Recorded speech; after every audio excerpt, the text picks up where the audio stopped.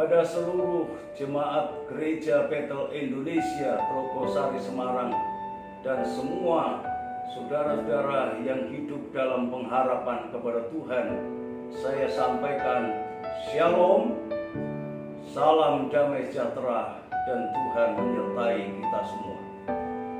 Saudara-saudara sekalian, hari ini diperhadapkan kepada kita sebuah tantangan yang secara fakta ada di sekitar kita.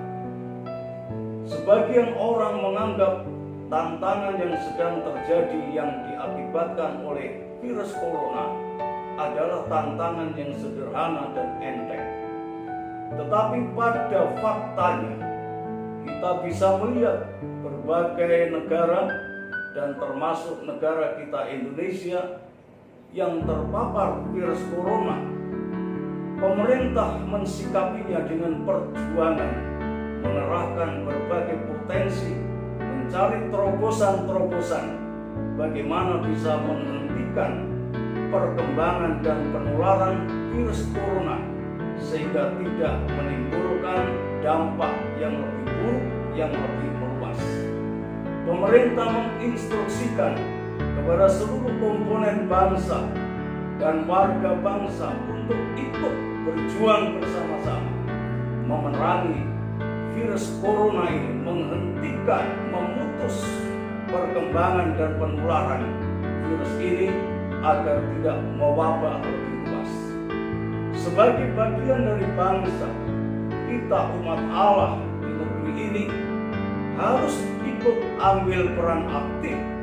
Kita harus mendengar instruksi-instruksi yang disampaikan oleh pemerintah dan mengambil peran aktif ikut berjuang bersama memerangi virus corona ini.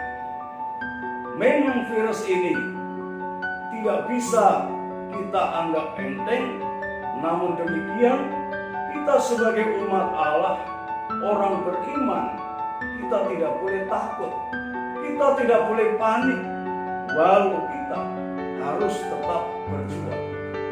Bagaimana kita bisa menghadapi tantangan yang secara nyata ada di hadapan dan di lingkup kita, tapi kita tetap bisa memiliki hati tenang, memiliki damai sejahtera, dan bisa membawa ketenangan bagi saudara-saudara kita yang lain. Sebagai umat beriman, Tuhan menyampaikan hal yang luar biasa melalui pengalaman yang dialami oleh Raja Daud yang ditulis di dalam Mazmur 62 ayat yang kedua.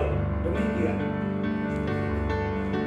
hanya dekat Allah saja aku tenang, daripadanya lah keselamatan.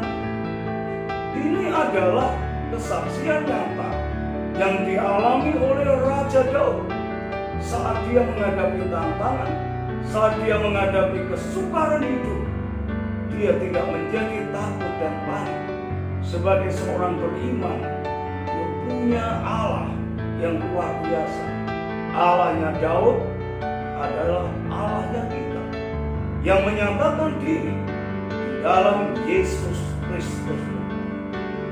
Nah, bagaimana kita bisa merasa tenang, bisa merasa damai di dalam Tuhan? Kita akan melihat firman Allah yang merupakan kesaksian yang lain yang disampaikan oleh Nabi besar zaman Perjanjian Lama, yaitu Nabi Musa, yang ditulis di dalam Mazmur 91 ayat yang pertama dan yang kedua. Demikian kata firman Allah, orang yang duduk dalam lindungan yang maha tinggi dan bermalam dalam naungan yang maha kuasa akan berkata kepada Tuhan, tempat perlindunganku dan kuku pertahananku, Allah yang kupercayai. Dahsyat, Musa memberikan kesaksian ketenangan hidup, kedamaian, kesejahteraan itu ada di dalam Allah yang dipercayai, Allahnya Musa adalah Allah kita yang menyatakan diri di dalam Yesus Kristus Tuhan. Nah, mengapa kita bisa tenang di dalam Allah yang kita percayai? Ada banyak hal yang dinyatakan Allah kepada umat beriman yang kemudian dituliskan oleh Musa melalui pengalaman-pengalaman hebat yang telah beliau alami, yang ditulis di dalam ayat-ayat yang berikut ini. Kita harus tenang karena Allah kita Allah yang dahsyat akan melakukan perkara-perkara hebat untuk kita. Apa yang akan dilakukan Allah untuk kita? Orang yang berlindung dan bersandar kepada Dia. Kita lihat di dalam Mazmur 91 ayat yang ketiga, saudara-saudara. Demikian kata firman Allah, sungguh Dialah yang akan melepaskan engkau dari jerat penangkap burung dan penyakit sampar yang busuk. Luar biasa. Tuhan yang pertama sanggup melepaskan kita dari jerat kesukaran hidup. Ada kemungkinan di antara saudara-saudara mungkin setelah dideteksi ternyata mengalami terpapar virus corona. Tapi seandainya demikian yang terjadi, jangan takut, jangan panik, jangan khawatir. Sebagai orang yang beriman, Tuhan sanggup melepaskan, memulihkan, menyembuhkan. Kita punya pengharapan, tidak usah putus asa. Tuhan juga yang kedua akan menghindarkan, melepaskan dari berbagai penyakit yang membahayakan hidup kita. Inilah yang dilakukan Tuhan di dalam ayat yang keempat. Dikatakan di sana, dengan kepaknya Ia akan menudungi engkau, di bawah sayapnya engkau akan berlindung.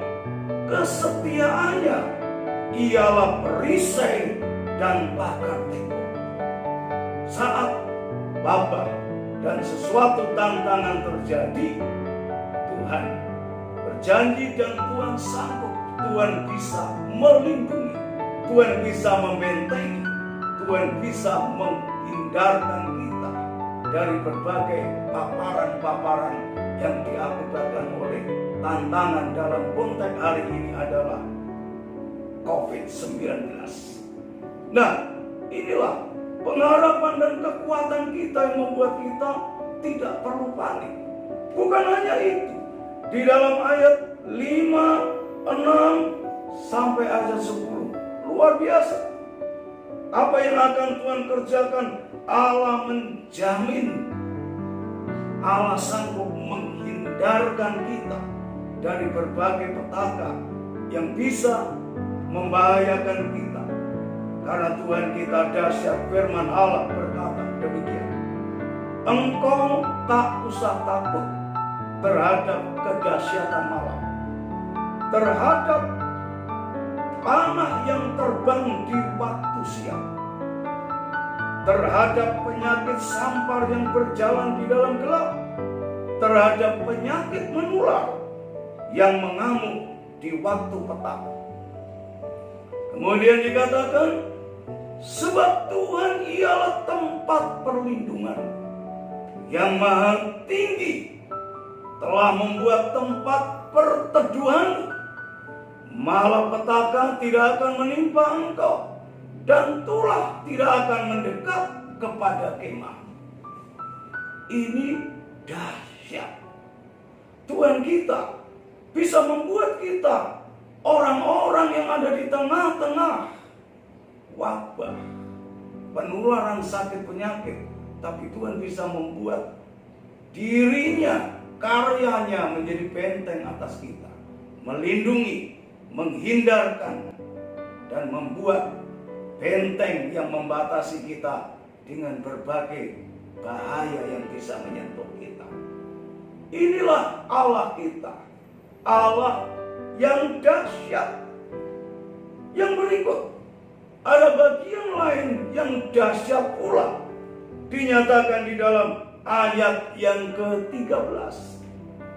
Dikatakan di sana, singa dan ular tedung akan kau langkahi. Engkau akan menginjak anak singa dan ular naga. Saudara-saudara sekalian, singa, ular tedung, ular naga, itu bisa menggambarkan tantangan-tantangan yang hebat. Tetapi lebih dari itu, Tuhan bisa memberikan kepada kita kekuatan yang hebat, kekuatan ilahi, penyertaan ilahi, karunia yang dahsyat, yang digambarkan mampu menginjak singa, ular tedung, ular naga. Ini gambaran kekuatan supranatural, kekuatan ilahi yang Tuhan bisa berikan kepada kita. Kita mesti tenang, kita tidak boleh takut, kita tidak boleh panik. Yang berbicara, yang berkarya, yang telah dialami Daud dan Nabi Musa, bisa kita alami karena kita menyembah Allah yang sama, yang beliau sembah. Allah adalah pencipta langit bumi segala isinya. Apapun yang terjadi di tengah-tengah dunia ini tidak lepas dari kendali dan kuasa Allah. Pertanyaan besar yang harus kita mengerti jawabannya, apakah semua itu kemudian akan bisa terjadi secara otomatis? Tentu tidak, saudara-saudara. Karena setiap kali tantangan datang, setiap kali persoalan datang, Tuhan memberikan tugas dan tanggung jawab kepada kita. Ada dua tanggung jawab penting yang harus kita lakukan untuk bisa mengalami karya-karya Allah yang dahsyat, persediaan-persediaan Allah yang luar biasa yang akan dinyatakan kepada kita. Ada dua tugas tanggung jawab penting bagi kita. Tugas kemanusiaan kita, tentu kita sebagai manusia diberi hikmat, akal budi untuk bisa menjaga diri bersih, sehat, bersih diri, bersih lingkungan, jaga diri, jaga kesehatan diri, keluarga, dan orang-orang sekitar. Itu tanggung jawab kemanusiaan kita. Yang kedua, bekerja sama dengan pemerintah. Instruksi yang disampaikan pemerintah, kita respon secara positif, ambil bagian perjuangan bersama sesuai dengan karunia-karunia yang ada pada kita. Pemerintah menginstruksikan supaya kita ikut mengambil langkah dalam gerakan social distancing, menjaga jarak dalam berinteraksi sosial, dalam jarak yang aman sesuai instruksi. Kita tidak diizinkan untuk sementara waktu dalam rangka memutus penyebaran dan penularan virus corona ini. Untuk sementara waktu kita tidak diizinkan membuat kegiatan-kegiatan yang mengundang kerumunan orang banyak. Yang kedua, menghindari perkumpulan-perkumpulan kerumunan, karena itu bisa menjadi media yang efektif dalam hal penularan. Kita berjuang dan kita menyangkal diri supaya kita bisa berperan memutus penularan virus corona ini. Itulah bagian-bagian alamiah yang harus kita lakukan. Sebagai orang beriman, kita memiliki tugas kerohanian, spiritual berkaitan dengan Tuhan. Tuhan berkata sesuai dengan Mazmur 91 ayat yang ke-14 dan yang ke-15. Ini tanggung jawab spiritual kita. Yang pertama, dikatakan di sana, sungguh hatinya melekat kepadaku maka aku akan meluputkannya.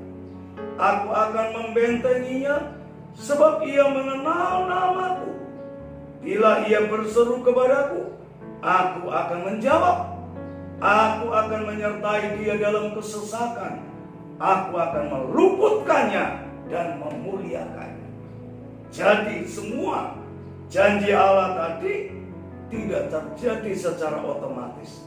Harus ada peran kita. Yang pertama adalah kita harus dekat, melekat kepada Allah, bersandar kepada Allah. Sebagai seorang beriman, tidak takut, tidak panik, tidak khawatir, bukan berarti harus mengentengkan. Kita perlu tangan Tuhan, kita perlu campur tangan Tuhan untuk menyelesaikan dan menghadapi segala tantangan. Kita perlu dekat, melekat, berlindung kepada Tuhan, maka Tuhan akan meluputkan. Yang kedua, kita mesti berseru, berdoa, mendoakan bangsa kita, mendoakan pemerintah kita, supaya beri hikmat, beri kekuatan, beri tuntunan, mengambil terobosan-terobosan yang efektif. Perlu pertolongan Tuhan. Umat percaya wajib mendoakan, mendukung dalam doa. Inilah tugas kita. Kalau kita berseru kepadanya, Allah berjanji akan menjawab, menyertai, meluputkannya. Kita punya harapan besar. Badai yang terjadi akan segera berlalu melalui perjuangan bersama pemerintah dan seluruh warga bangsa. Badai akan segera berlalu. Virus corona kita injak dan kita putuskan gerakan penyebarannya. Itulah bagian-bagian kita di dalam kitab 2 Tawarikh ada bagian lain yang perlu kita lakukan.